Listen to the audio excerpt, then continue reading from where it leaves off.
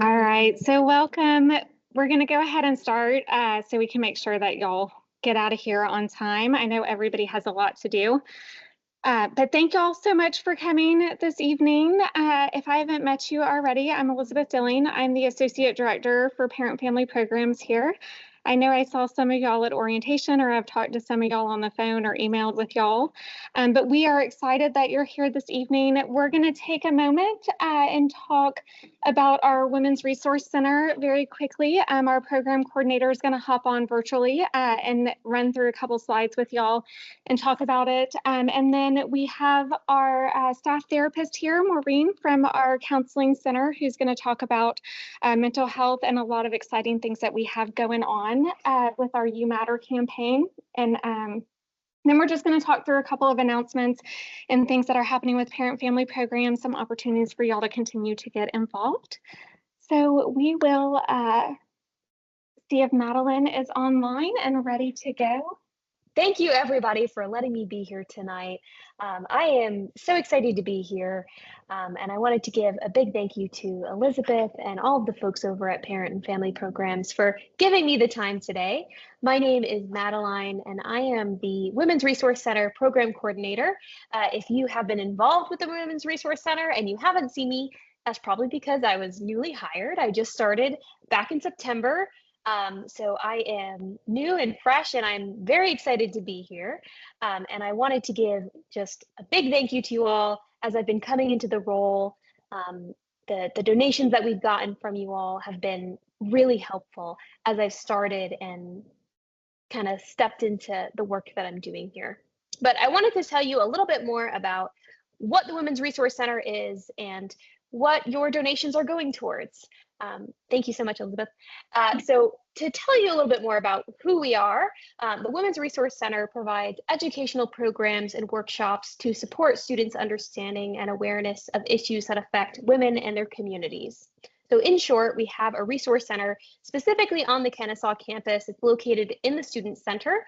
If you have a student on campus and you think they should stop on by, we are across from the Starbucks. That's a good way to find us. And we have a couple of different programs and events that we do each year. So some of the signature events that we do are based on certain awareness months. So we do Domestic Violence Awareness Month. I am currently in the process of planning some events for that. We're doing Dogs Against Domestic Violence. So there will be therapy dogs on campus and some different community partners out on the green. Students can come, they can pet some therapy dogs, and we'll also have some DIY bandanas, dog bandanas for them to make. We also do different workshops about healthy relationships during that month. We focus on a lot of education awareness, and then I will also be hosting some Healing Through Art events to connect students with different outlets to express themselves and get excited and empowered during times that can be difficult. In February, we have Healthy Relationships Week. That's kind of focusing around Valentine's Day, but instead of Valentine's Day, we do Galentine's Day. But that's not just for the gals. Anyone is welcome to join. We also have March, which is Women's History Month. We have a variety of programming looking at a bunch of really awesome women throughout history. And then April is Sexual Assault Awareness Month, and we do events like Denim Day. I give different workshops about bystander intervention, healthy relationships, all sorts of content. Our center has a couple of different signature programs. So we do community building programs. Those are things like craft corners or chill and spills. Those are moments for students to come into the center, connect with other students, and find a sense of community. And then we also have our leadership program called Lead Her. And that is an 8-week leadership program. Each week focuses on a different topic of leadership. And at the end, we have a celebration. The students join a leadership cohort. They have some friends. We also try to connect them with different on-campus opportunities for either internships or help them network to find different careers after they graduate. We also do workshops, so those can be things that are either focused on awareness or life skills. So again, bystander intervention, consent, healthy relationships, those are more in our awareness side of things. And then we also do different workshops with life skills. So those could be things like salary negotiation or leadership. And then lastly, we have our in-person resource center that is located again in the Carmichael Student Center. It is across from the Starbucks. And in that resource center, it is a space for students to come in if they have work that they need to do, if they have friends that they want to hang out with. That space is always open for them from 9 a.m. to at least 4 p.m., if not 5 p.m. And they can come in and use that space. It's open all day. And we also have free menstrual products for students, resources and referrals. So if they need to connect with counseling services or anybody else on campus, we have contact for them. And then we also do IPV crisis support. That stands for interpersonal violence or intimate partner violence crisis support. So if students are experiencing, domestic violence or sexual assault, they can come in. We have staff member, who is me, to connect with them and to send them to other resources on campus. Elizabeth, you can, thank you. And so to give you kind of a snapshot of who we're serving, how many students we are currently tracking of served, the Women's Resource Center has a check-in process. So when students come in, they have to click on with their Talon cards if they are taking any free products. Over the academic year, we have 420 during the 23 and 24 academic year. So that was last academic year. We had 420 unique clicks. So those are 420 different students who are coming in to use those services. But overall, we have 664 students who have clicked in to get any sort of product during that academic year. On average, students are taking between 2 and 4 products. And when I say products, I mean either pads or tampons or anything related to menstrual products. They're taking about 2 to 4 per visit. And so that equates to about 2,000 distributed products an academic year.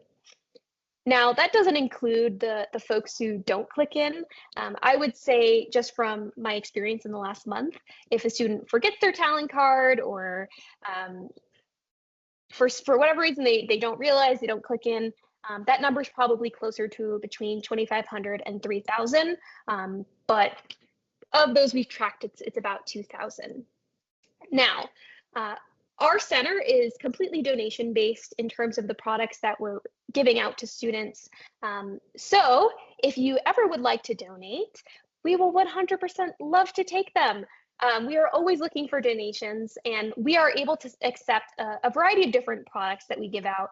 So that will be mostly pads, tampons, panty liners, menstrual cups, menstrual discs, period underwear, heating pads, external pain relief patches, individual tissue packs, and Ziploc bags. We are not able to accept things like medications or douches or scented wipes. Just the way that our center runs on the campus, we aren't able to give out those things. Those are more items that you could find in the Student Health Center. But again, any of those items listed here, you are more than welcome to donate for us to give to students who are in need. And just to give some quick facts, it is between about 14 and 30% of students, college students, struggle to get access to these products. And so there is quite a few students who we aren't currently connecting with who definitely need our services. And that's one of the things that we're working on, is to get the word out. So if you know a student who also needs services, please let them know that we exist, and tell them to come to the Women's Resource Center. It's again across from the Starbucks in the Kennesaw campus. So if you are interested in donating, there are a couple of ways that you can do that. We have an Amazon wish list, which I will put that information in the chat for you all. You can also drop things off at a physical donation drop off. You can drop them off in our center, which is the Carmichael Student Center, room 164, again, across from the Starbucks, Or you can also bring that to the Parent and Family Programs office. Elizabeth, if you could put that information in the chat for me, that would be lovely.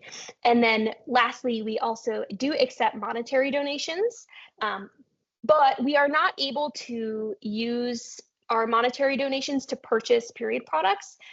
Just as a heads up, so if you do want to donate and have those products go specifically to providing any sort of period products, that will have to be a physical donation. So I would suggest doing the Amazon wish list or physically bringing in products. And thank you all again. I really appreciate you for letting me come in, spending this time here. I am very excited to plan out some more programming for the year and get started. If you ever have questions about the center, you can send any questions or requests to wrc@kennesaw.edu. And my name's Madeline again. I'm going to put into the chat those the Amazon wish list and some more information if you would like to donate. Otherwise, I will stick around for a little bit. Feel free to put a question in the Q&A and I can send along some responses. Quickly go ahead and introduce myself. So my name is Maureen O'Donnell. I'm a licensed counselor. Yay, something's working. Okay, here we go. Yay. My name is Maureen O'Donnell. I'm a licensed counselor and I work in the counseling center here on the Kennesaw campus. Also, I feel like everybody else in this room, I'm also the parent of a college kid, and I've got three who've gotten through. Yay for that. One just graduated in the spring, which meant he was a freshman in 2020, which was a whole different level of awful. So gotten three through, got one that just started. We're almost there. So in this, I feel your pain with some of these different things. I think all of ours changed their majors at least one time, but they got through. All right, so I introduced myself. So what we're going to talk about today is just kind of what we see mental health wise on campus, what we see coming into our office, and then what might be some things that y'all as parents might see in your students, how to talk to them, and then where to send them. These are the most common issues that we see coming into our office. The top ones are depression, anxiety, stress, and then issue with relationships. So we're looking at romantic relationships, breakups, roommate conflicts, friend drama, thing like that. Also, we see some trauma that's coming in that's kind of edging up there, but really the top ones that we see are depression and anxiety and relationships are the main things that students come in here for. And now it's not going to click. Thank you. I'm going to have to look at this and see. Those little numbers are a little too far for me to see. Some of these I don't know how to be super alarmed by, because we see different things like how many students have seriously considered suicide. That does happen. It's a low number. We're at 7%. Other things like 1 in 5 having struggles with suicidal ideation during college. Again, we're looking at this 20% who just thought about it at some point. The big things that I want to point out are like that 80% of college students who have felt overwhelmed by all they've had to do, 45% feeling hopeless. But thinking about like the overwhelming things, it's part of it is school and classes. Part of it is just, kind of what they're having to do in classes. College is a lot different from high school. It's a lot different, what we call executive functioning, where it's, I've got to track my assignments. I've got to track my due dates. I've got to make sure I get up and go to class. I've got to stay on top of this. I don't have teachers every day reminding me, you've got that paper that's due tomorrow. So there's a lot more of that stuff that they have to take on. Plus just like friendships, relationships, figuring out what they want to do for the rest of their lives. Like we've talked a little bit about that. Like it's a lot of stuff. And it's a lot of transitioning that they're doing. 75% of lifetime cases of mental health conditions start by age 24. So this is about the time that we start seeing depression and anxiety coming out. It's usually high school and college.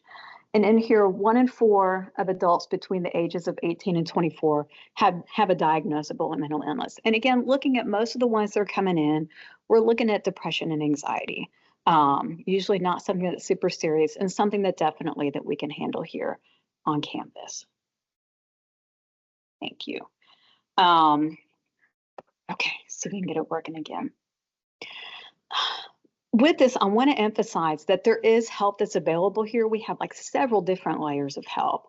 And a lot of times when students decide to stop attending college or can't attend because of mental health things going on, they don't come and ask for help. And they don't ask for accommodations. They don't reach out to the professors and say, look, like I just have been struggling with getting out of bed this week. Can I get an extension?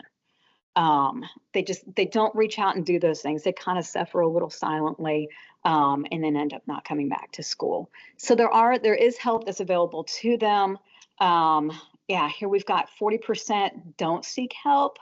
50% of them don't request accommodations from their school.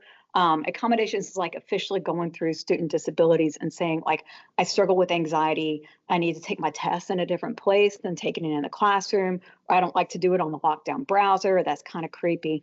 All of these things are accessible to them. And a lot of times students just don't reach out. And a lot of it is stigma or worries about what other people are going to think. I don't want my professor to know that I'm struggling with depression. I don't want my professor to know that I'm super socially anxious and being in a classroom feels awful. And so they don't reach out and they don't ask for their help, and they kind of just sit there and suffer silently a little bit instead of coming in and seeing us. Oh, yay, now it's going again. These are some of the warning signs that your student might be struggling a little bit. And a lot of this, like, y'all know your students and see like when are they acting in a way that is not characteristic of them. You know, some kids are just like, they're introverts and they don't go out and they don't do a whole lot of stuff. They have like a close circle of friends, and that's cool, and they're totally happy with that. But if you have a student who's usually super sociable and all of a sudden like they're not going out, then that's different, and that's something that's a point of concern. So looking at withdrawal or isolating from friends, students who usually do really well in school, all of a sudden are struggling. You know, something's happened with their grades, and a lot of times, I guess parents, you won't know that until the end of the semester and you see those grades. You know, because that's up to them to whether they tell us or not. Changes in their energy, like changes in their sleeping habits, like they're sleeping a ton or they're not sleeping much at all. Sleep is a big teller for things that are going wrong with them. Getting super irritable, being snappy, again, like things that usually like they wouldn't do. And then some of these start getting a little more into the depression, where we're looking at yeah, you see them, they're just like, they're feeling sad a little more often and you don't know why. It's not like, okay, like your partner just broke up with you, so you're feeling sad. Like I get that, and that's a thing, and we expect it's going to be that for a little bit and then pass. But these are things like we're not quite sure why they're sad, and it doesn't seem to be passing. Not able to do day-to-day activities like not getting up, not going to class, not doing their assignments. Could be, you know, even getting to the point of like not really showering or not taking care of their room, things like that.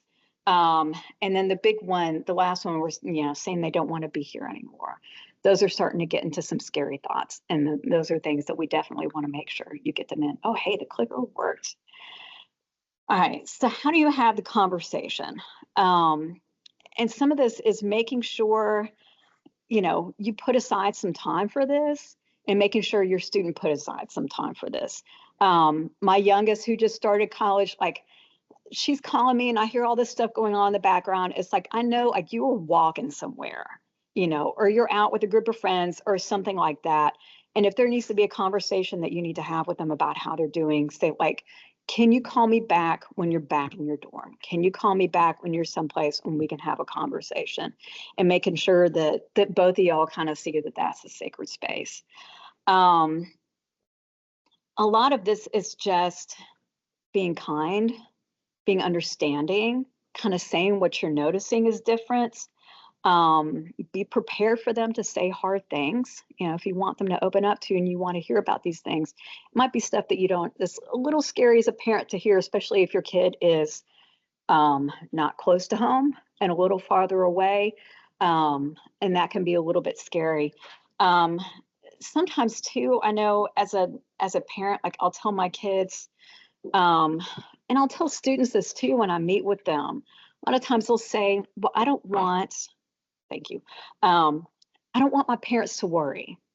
I tell them, like, we're gonna worry. Like, it's a thing, whether even if things are going well with you, like as parents, like that's what we do. We're gonna worry. So like to take that off the table, you know, don't think about, oh, I don't want my mom or my dad, or, you know, one of my parents to worry. We're gonna, you know, and it'll help us to have a little more information than to kind of sit there and wonder what's going on and not hearing anything about this. If you have to have a hard conversation with your students, one of the main things that we learn, kind of like counseling 101, is what we call active listening. So again, having that sacred time and space, like I'm going to give you my full attention on this. You know, if you're doing it face to face or over FaceTime, something like that, like you're having eye contact, you're not doing other things, like I'm giving you my full attention. And then kind of responding to show understanding, like saying, this is what I hear that you're saying, or I understand like you're feeling really, you're having a tough time right now. And just, you know, I hear these things that you're saying. And that helps to kind of validate what the student is feeling and makes them feel comfortable that they can open up a little bit more. With asking questions, like try to stay away from like yes or no questions and ask things that are a little bit more open-ended. Like, tell me a little bit about, tell me about how you've been feeling lately. Do things seem different to you? Tell me about how you've been sleeping and kind of what that's been looking like. What are things looking like for you socially? Tell me kind of what's hard about school right now. And that gives them a little bit more space to open up and have a little more conversation with it. But again, the biggest thing you can give them is just your time and your attention, you know, and with this, like your full dedicated time and your full attention for any of these hard conversations. These are things that can shut down the conversation, and things that students feel like this door is not open and I can't talk to my parent about this. Things like, you know, you wanted to come to school. Well, of course they did. And it's still hard. Like both of those things can be true at the same time. You know, that's nothing when I was younger, you know, and y'all know this from raising this, like there's times when there's things that are like severe crises to them. And we're kind of like, seriously, this is a thing. But to them, like, this is very real. If it's stuff they're struggling with, it's something that is very real to them. Even this one, like everyone feels that way sometimes.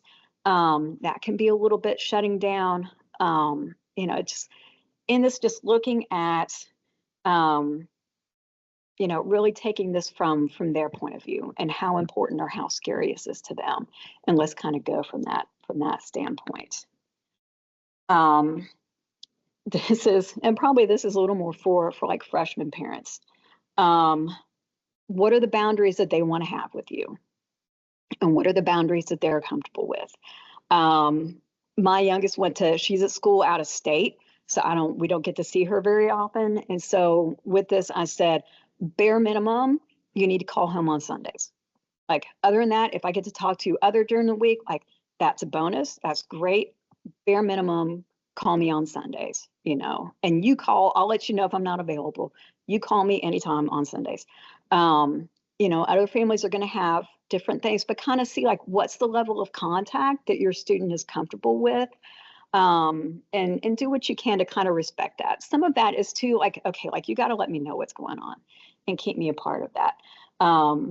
But something in there just kind of said what's comfortable with y'all as far as the level of communication. If you're having these hard conversations with them, let them know, I appreciate you letting me know this. I appreciate you telling me this. I know this is probably hard. Yeah. And then letting them know that you care. I mean, the biggest thing is just coming from a place of care and concern. I see these changes in you. I care about you and I want to make sure that things are okay. But I don't know what's going on. And so help me know that a little bit more. So always coming from a place of care and concern. And then some of this too is having a plan to follow up. If things aren't going well for your student, okay, I'm going to text you tomorrow and I want to check in and see how things are going. Or I want you to call me tomorrow after you get done with class and let's check in and let's see how you're doing.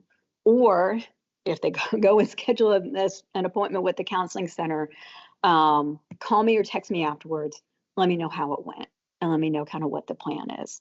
So then they know like you're part of their team, and that you're somebody that they can include in all of this. Also, you can talk openly about any mental health challenges you had, any struggles that you had when you were in college, things that were hard when you were going through. Look at this, some of this we're talking about avoiding judgment and shame, just really just kind of having students now, this generation, they are very open with talking about what is going on with them mentally. They'll talk to each other about anxiety. They'll talk to each other about feeling depressed. They'll do this stuff. There's a lot less fear than our generation or older generations. And so kind of following their lead on that, like if they're okay with talking about anxiety, like let's leave that open. And let's, kind of regardless of kind of what opinions we might have about people who are anxious or people who are depressed, like let's kind of put that on the back burner, and just put forward this show of support for our students. Educate yourself more about mental health. Educate yourself more about what does depression look like? What does anxiety look like? What might be seeing this? What might my student be experiencing with this? And then also like speaking about it and dealing with it the same way we deal with medical illnesses. People talk about hypertension, diabetes. If you sprain your ankle, like you'll talk about spraining your ankle and you talk about like how hard that is to get around campus. People don't talk that much about, yeah, I'm having like a depressive episode this week and things are really hard. So yeah, just kind of normalize like being able to talk about that, and then they'll check in with you a little more often about how they're doing. This is some about what we offer here at KSU, and there's all kinds of different levels. This is getting a little more into some of like the mental well-being part of it.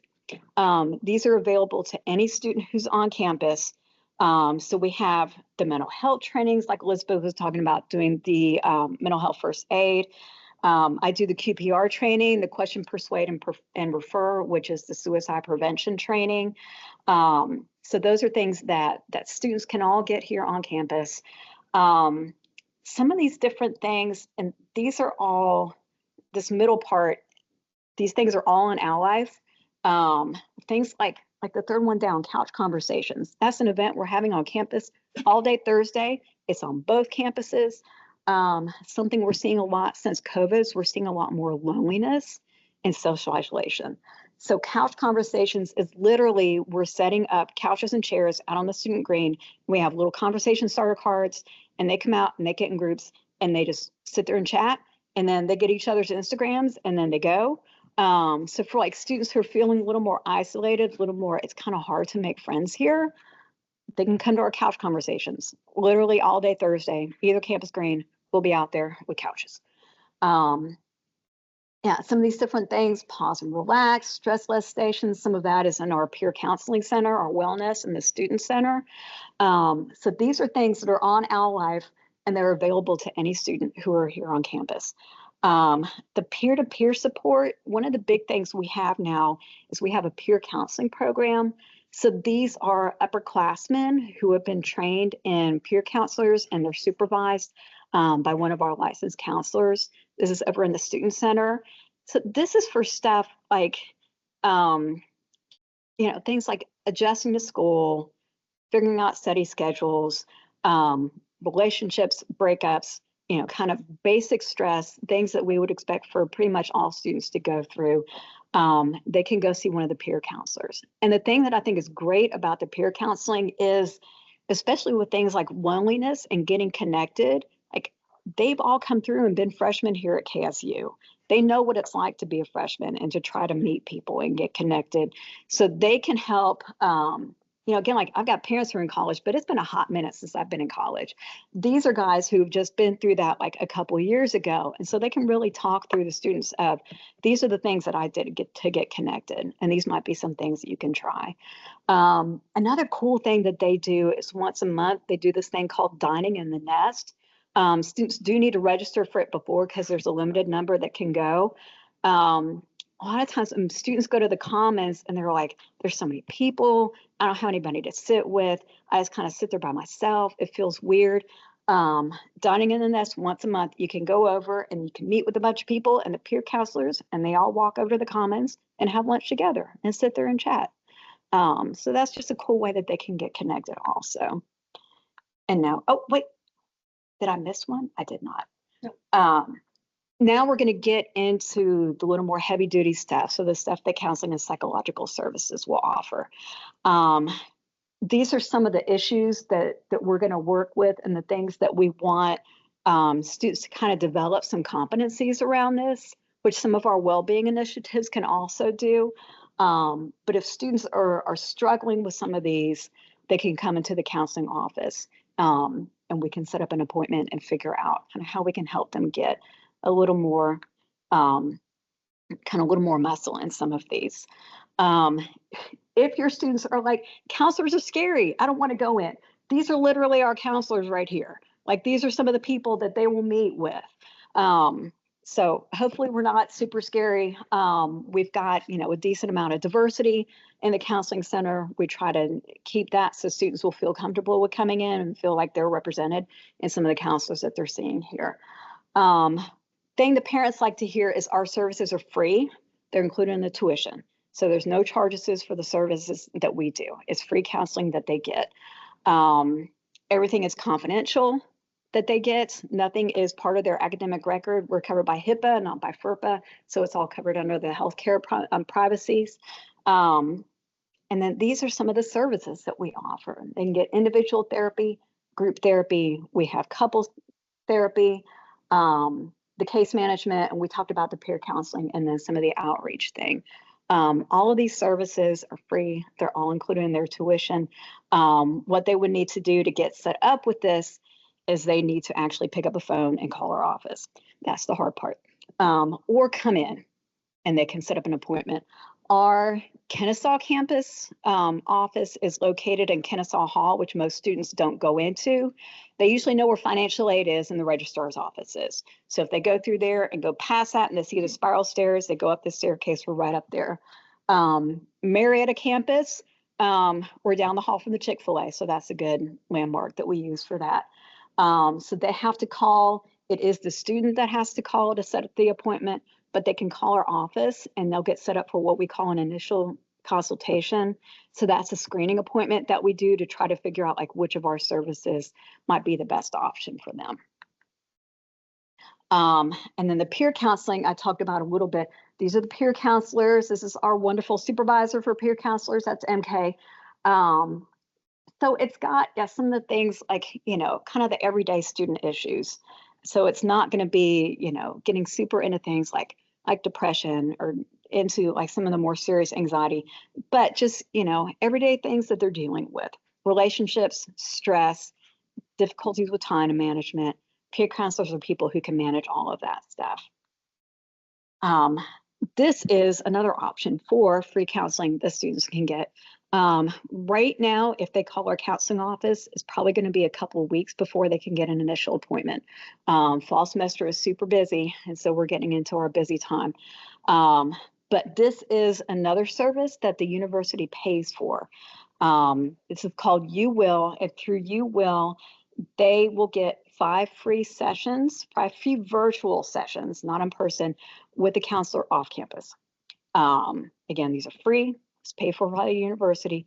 You don't have to do that. So if it's something where it's, I need to see somebody like this week, they can contact UWell and get services through that.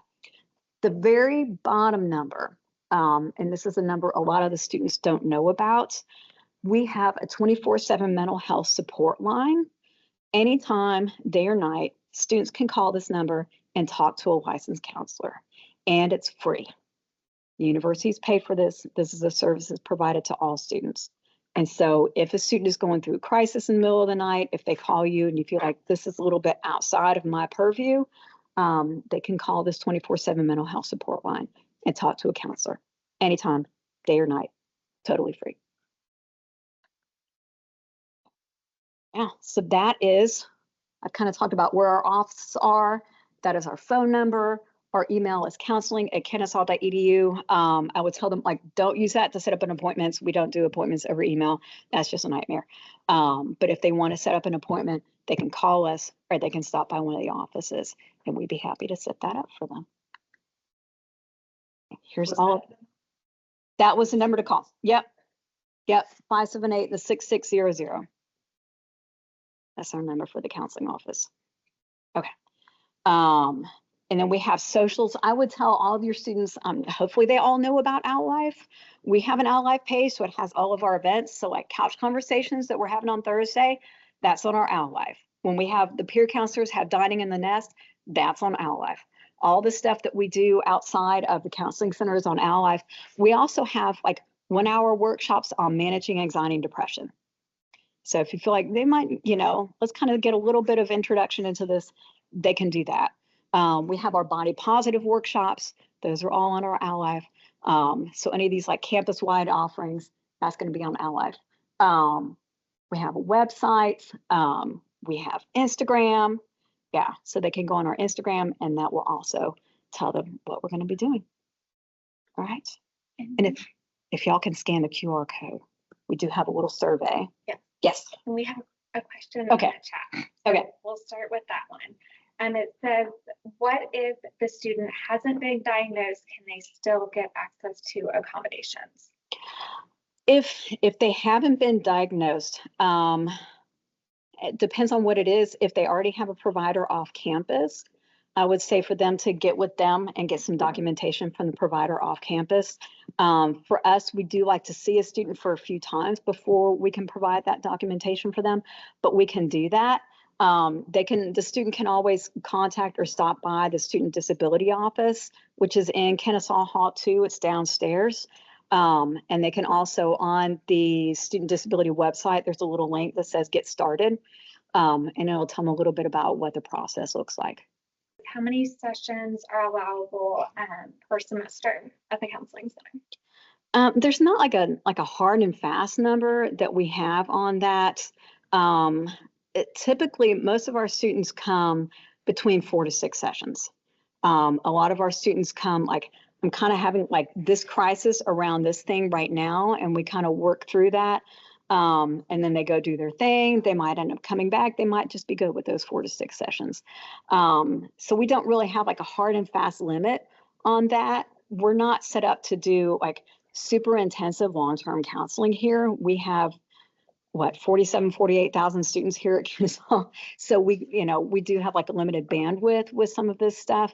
But again, most of our students come in 4 to 6 sessions, they're good. If we need to go a little bit longer than that, then we can handle that on a case-by-case basis. Yeah, we do work with area programs around here if they need some kind of higher level of care. We do work with area facilities on that, and we can help with that process. Also, something we can help with is if a student has been hospitalized, we can help them with coming back to campus. So our case managers is good for all KSU people to know too. We have case managers here, and the case managers are really like liaisons between us and the rest of campus. And so they can contact the professors and, kind of sit down with a student and figure out a plan to kind of get back academically on track. She heard it takes a while for to get a counseling session. And does in-person take less time to start than UWell? Actually, UWell will be quicker than in-person. UWell, and all of this, if you go on the Wellbeing at KSU website, it's got links to all of this stuff on there. UWell students can get in with the counselor next week. For us, again, like if they call the counseling center and want to set up an initial appointment, it's going to be a couple weeks before we're able to get them in for that one. So if it's something that's a little more immediate, then they need a little more help on, they can go through UWell or they can call that 24/7 hotline that's available. So the question is about medication and kind of how we handle that and where we refer to for that. We have a couple of different options for that. Our student health clinics, the WellStar clinics here on campus, manage a lot of it. So a good bit of the depression and anxiety that we see coming in, we can send over to the doctors and the nurse practitioners over there at the WellStar clinics. And so that's super easy for students. They can, with that, the students should call and set up an appointment, not do it online, because when they set up an appointment online, it's a little bit of a shorter appointment. And the practitioners there want a little longer appointment if it's going to be for psychiatric medications. But yeah, we send a ton of students over there to the WellStar clinics. It's right here on campus. It's included in their fees, so they don't have to pay anything to see the doctors there. Another option, and this is something they would have to come through the counseling center to get a referral for this. There is an online psychiatry service that we contract through. And so students can see a virtual psychiatrist. The psychiatrist is virtual, the virtual appointment with a psychiatrist. So if they need something a little more intensive than what the practitioners in our WellStar clinics would be able to provide, they can come in and we can get them set up with a virtual psychiatry service. Thank you so much. We appreciate that. Hopefully y'all were able to get some helpful information from that you can now take home and support your student a little bit better. We're going to go through a couple of reminders just as part of the Parent and Family Association now that we have talked about our mental health of our students. Just a few things we want y'all to be aware of is a lot of what is in OWL life for our students, we also post in our OWL Family Hub. So take a moment like during the week to actually scroll through the news feed, because you will see a lot of those events, couch conversations, all of the well-being events that are taking place are all posted in there. So y'all don't feel like you're missing out on what's happening. Our departments take a lot of time to post that. When you get your newsletter, you only get about 5 of the things that have been posted. So if you really want to see like all of the things that are happening on campus, that's kind of your OWL life, is to go into our Family Hub and scroll the news feed and just click and see what your students are up to and what's happening. Another quick reminder too is to make sure it's getting around that time of year where, we're not quite sure, especially how our first year student is doing. I want to remind you guys that I know it's very difficult, but it is against KSU policy for you to enter into your students' OWL Express and for you to enter into their email. I get a lot of parents recently that have reached out and said that their students locked out of their email or they are locked out of their OWL Express and they don't know why. I'm not UITS, so I can't tell you exactly why, but let me tell you that this is what happens. When you log into your student's email address and they are here on campus and they are also logged on to their email address, UITS knows that they can't be 2 places at one time. They also know that when they are logging into OWL Express to register, whatever that looks like, look at classes or look at their degree works to find out what needs to happen with their advisor, they are getting the okay on Duo down in Albany, but they're actually here on campus trying to log in. And so UITS knows that that phone that is approving their Duo dual authentication is not actually on campus, because it can surprisingly figure that out. I don't understand technology, but that has happened to several of our students, and we would hate for them to get in trouble for sharing their password or their user ID, because it is against KSU policy. It's also against university system policy. So just a heads up, if you want grades, please reach out to your student.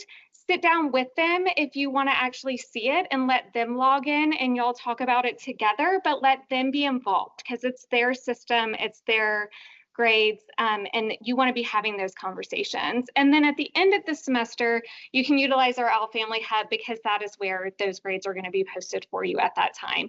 But just remember, we don't want any one student to be getting in trouble because we're trying to get into their stuff, even though it's very difficult. And then also, quick reminder, Family Weekend's almost sold out. So if y'all haven't gotten your tickets yet, go ahead and get in there. If you don't want to come to the football game, but you just want to come to the other events, you can do that as well. If you do want to come to the football game, remember those tickets are sold separately. And then also Family of the Year is going to be announced. So nominations opened today. And then students, hopefully tomorrow, will stop by the Student Center and start nominating y'all wonderful parents and families to be our Family of the Year. We also are going to promote it at Scrappy Hour. So if your student goes to Scrappy Hour on Kennesaw campus or Marietta campus during October, they can nominate y'all as well. The forms are on Owl Life. They can hop in there and nominate you if you would like to be Family of the Year. So we're super excited about that.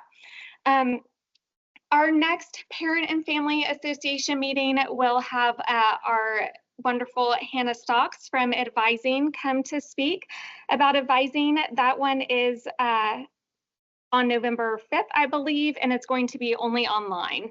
So we won't have an in-person because that is election day. So we want to make sure y'all get through those lines and have a chance to do that before you hop on Teams and join us there. So we'll send out the link for that. The registration is already available if you want to make sure that you get that link before November. And then we also are very excited. Our Parent and Family Advisory Council applications are open. So if you would like to be more involved with our Parent and Family Association and be a representative for our families, we would love for you to be a part of that. So we do have our applications available.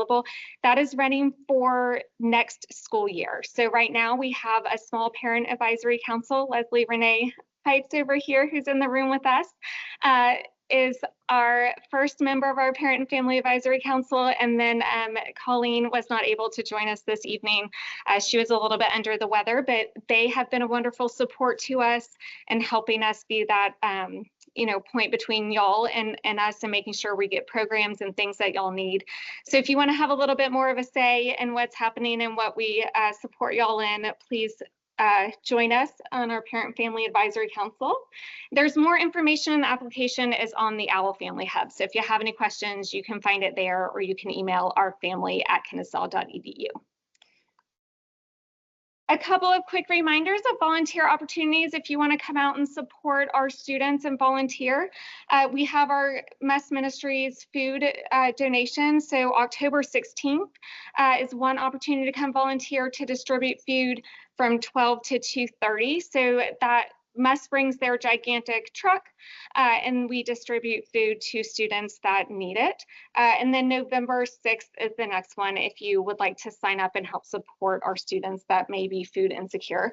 If your student needs those services, they are welcome to come out those days, grab food from the food pantry and get whatever support that they need there. That is on Owl Life, so they can go in there and check out the times if they need to know when it's here. I believe it's 1 to 2:30 that food's distributed. For this month, we have moved on, so thank you all for your donations to the Hygiene Drive. I know Madeline appreciates those. We are going to now move to support our Care Services Food Pantry. So we are hoping to hoot out some hunger. If you would like to donate, you can bring your canned food items and the items listed here to Family Weekend to the Student Center Takeover. Our food pantry is located in our Student Center, and so they'll have tables out collecting food. So if you'd like to donate to our Care Services Food Pantry, you can bring any of these donations to Family Weekend. You can bring them Friday night, give them right to Care Services in the food pantry, or you can bring them Saturday if you can't make it to Friday night. You can bring it Saturday for late registration at the KSU Center, and we will take it there. We also want y'all to save the date for one of Care Services' biggest fundraisers. This is a super great event. It supports our care services. They run emergency assistance for our students, and so this supports that fund. But our KSU Arts program, the pottery students create these really great bowls that they donate, and then you come out and a KSU chef provides you with a hearty lunch in your bowl, and all of those proceeds go to our, like I said, care services and their emergency assistance program. So just save the date, and more information is coming about that. But if you're interested, mark your calendars for that. And you can look up on their the KSU News website and just hear about last year, all the students that were supported through their that program. And then that is it for all of the announcements and things. Do y'all have any other questions about events, things that are happening, anything that we can fill you in on? Well, that is all. I'm going to click real quick in case y'all did not catch you will. Here is a QR code so you can get to it, or the phone number if y'all want to take a moment. And then that is all. So thank you all for joining us. We really appreciate it. And thank you all to everyone online. And we will look forward to seeing y'all again in November. And feel free to email me, call me, or whatever y'all need in the meantime.